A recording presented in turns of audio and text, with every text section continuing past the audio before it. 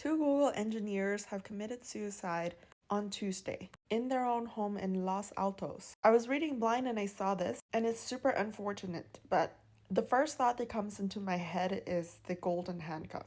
It is unknown why they committed suicide, but amidst a layoff, we can make some assumptions. With the recent tech layoffs, it has caused fear amongst everyone, and the most prestigious company in the world, Google, has definitely some of the most ambitious people in the world as well. I can assume that these couples were really good students who went to a prestigious university, who worked really hard, and both immigrated from China to become a Google software engineer.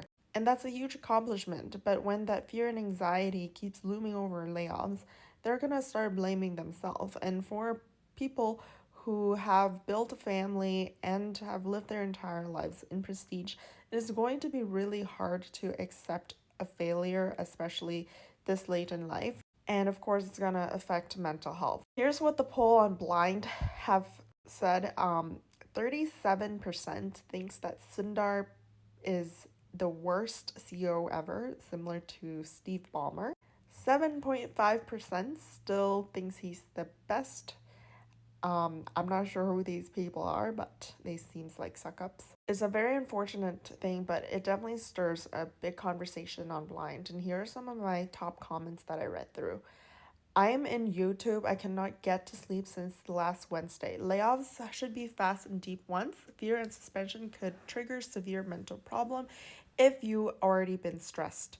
I highly doubt that it has nothing to do with fear of layoff given that they bought a house at high mortgage rates.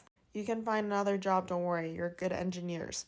Bro, you work at Google, one of the most profitable business group. Even if you get laid off, you get another job easily. You're all elite code gods. Yes, but among fear and anxiety and stress and responsibilities and also knowing the Asian culture, there's a lot of pressure in prestige, and that can definitely affect you when you have your first big failure and when your identity is tied to your job. And it could be their green card as well. I'm going to end with this, my favorite. A testament to the statement, money can't buy happiness, and a tight slap to the thigh who joke about the above. Being happy is a state of mind, and your bank balance is not your mind. Focus on your mental health, physical health, and then family, and lastly, work. The first two will be there throughout your life, and the third one probably will be part of your life, and the last one optional and replaceable, as you are to the company. So choose your battles properly. I think it's good to face failure in life and build resiliency because it's never going to stop.